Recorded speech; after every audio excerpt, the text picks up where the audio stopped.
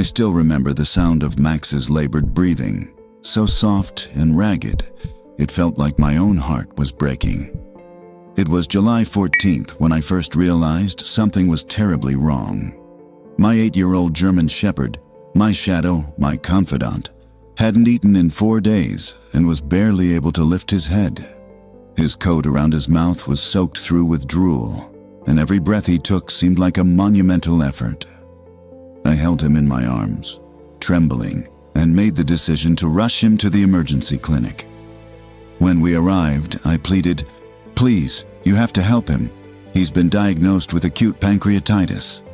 The words felt hollow even as they left my mouth. Inside, I thought, they'll know what to do, they'll save him. But as they ran blood work and took an X-ray, that hope began to slip away. The vet came back, glanced at me, and said, almost offhand, "There's a little extra fluid in his abdomen. Maybe a mass, maybe cancer.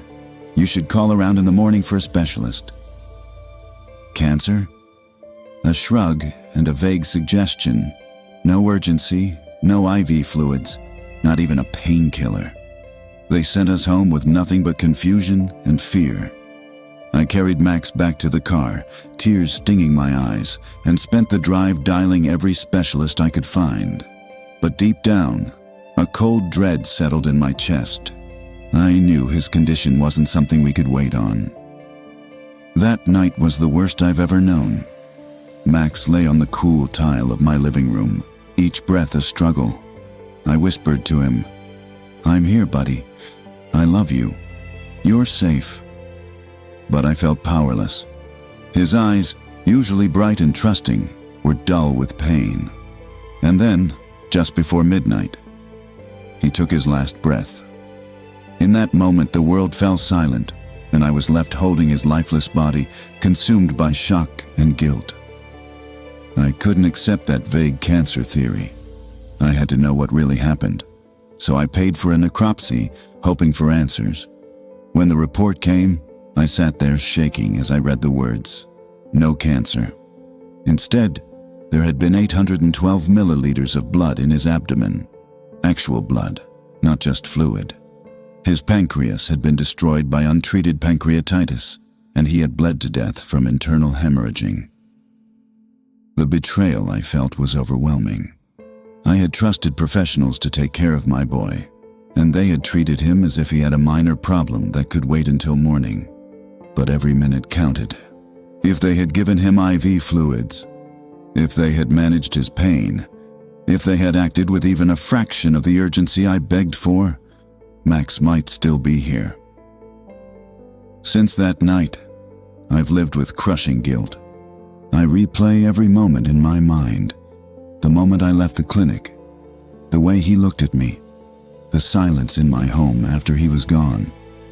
I wonder if I should have refused to leave, if I should have insisted they treat him on the spot, if I should have taken him somewhere else. The what-ifs haunt me like shadows. But through this grief, I've learned something important. As pet owners, we are our animals' fiercest advocates. No one knows their pain or their fear better than we do.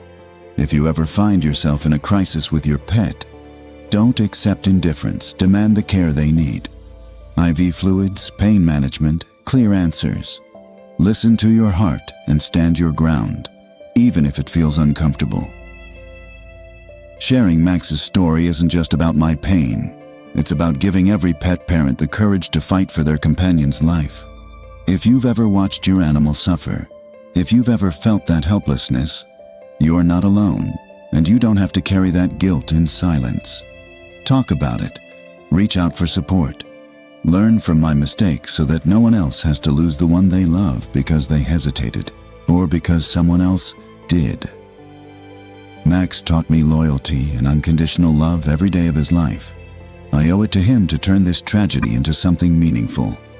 I hope his story reminds you, when your pet needs you most, be their voice, be their protector, and know that fighting for them is never too much, because they would do the same for you.